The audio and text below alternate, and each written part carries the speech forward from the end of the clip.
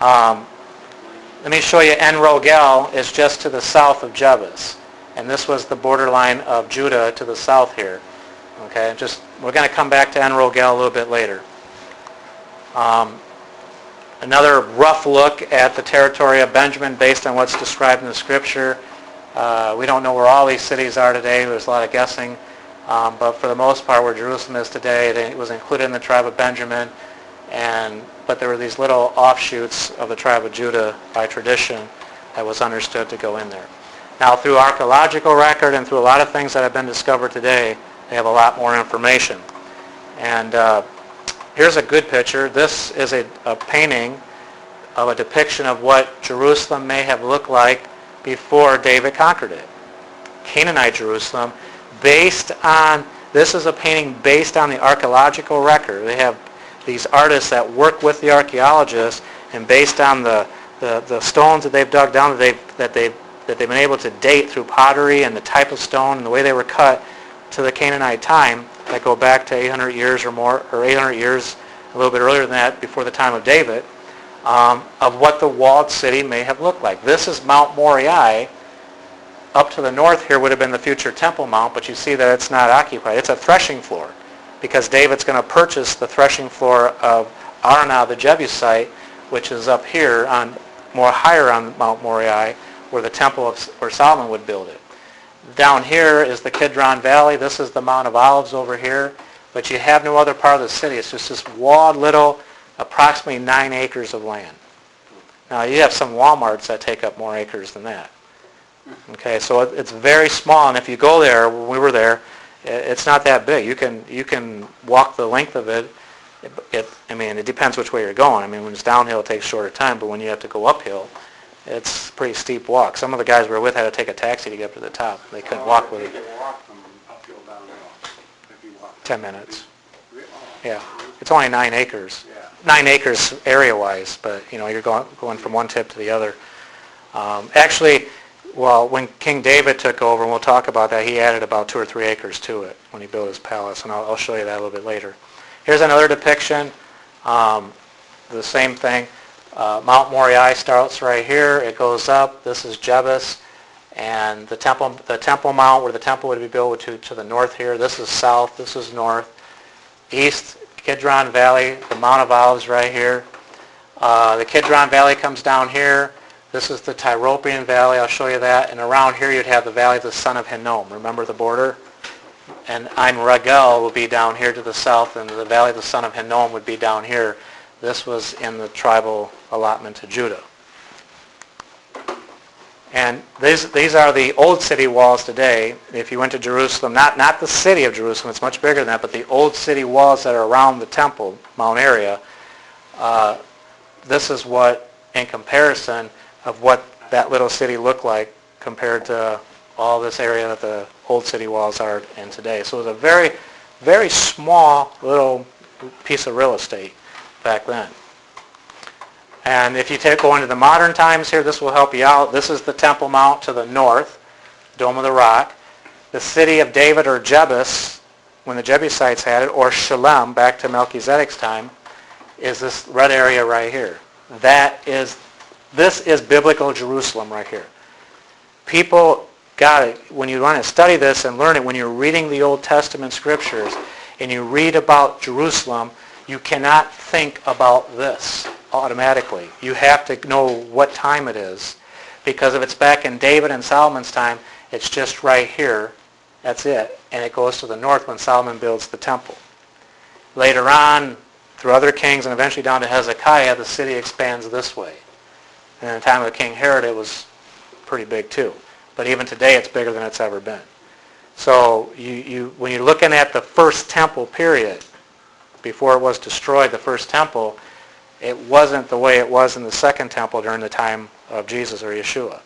And this is why we study it, so that we can understand Scripture better. When something's being said that's taking place in Jerusalem, it gives us a marker when you're there, and when you look at it from this perspective, you really start to paint a picture, and it makes sense to you more so than just this bigger glob of information that you can't get.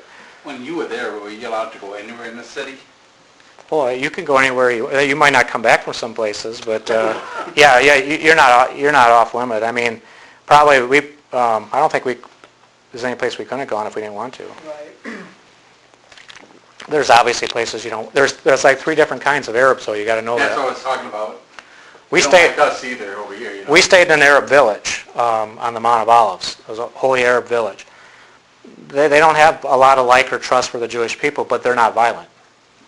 They use their mouth. So it was perfect to stay in.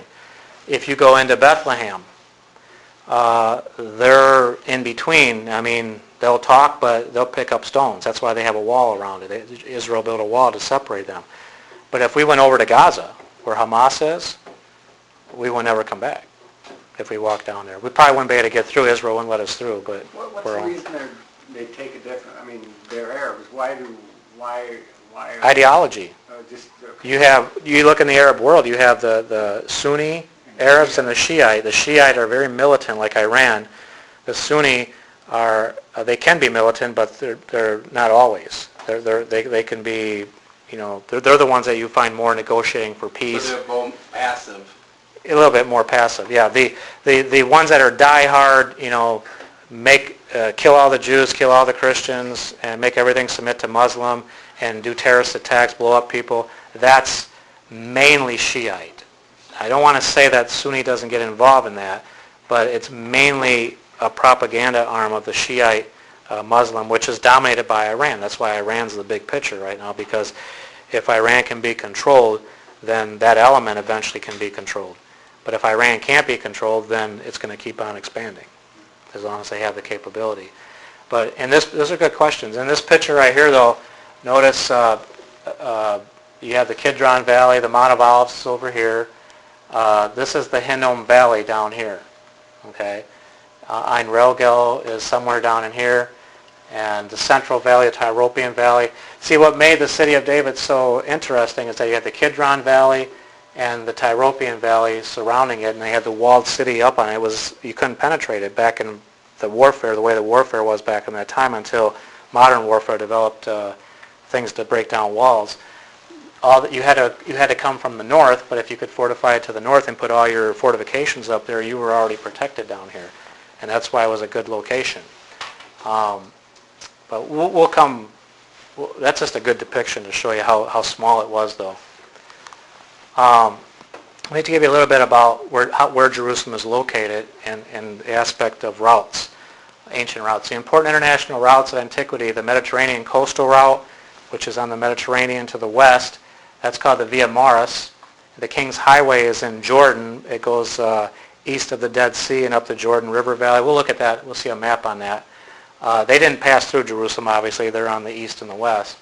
But the major road known as the Mountain Spine Route, which is the same thing as the Patriarch's Way, went all the way from actually Beersheba through Hebron, from Beersheba to the south, Hebron through Jerusalem, all the way to Shechem, which is Nablus today, an Arab city. And I'll show you a map for all that in a second. And actually just outside the city of David today, where we just looked at that red area, is an old train station where the actual part of that mountain spine route, the Patriarch's route, were the mountains were so high around, this was like a gap between the mountains, and Jerusalem was a little bit lower than the rest of it, and it was the natural walkway to go north to south. So if you were going north to south or south to north, and you were in the middle of the land of Israel, or the land of Canaan, it would be natural to come towards Jerusalem. Okay, and imagine the pilgrims that would come to the festivals that they were required to come to when they got dispersed. These are the passageways they would come. Then you have other ones that go east and west that come through the city of David.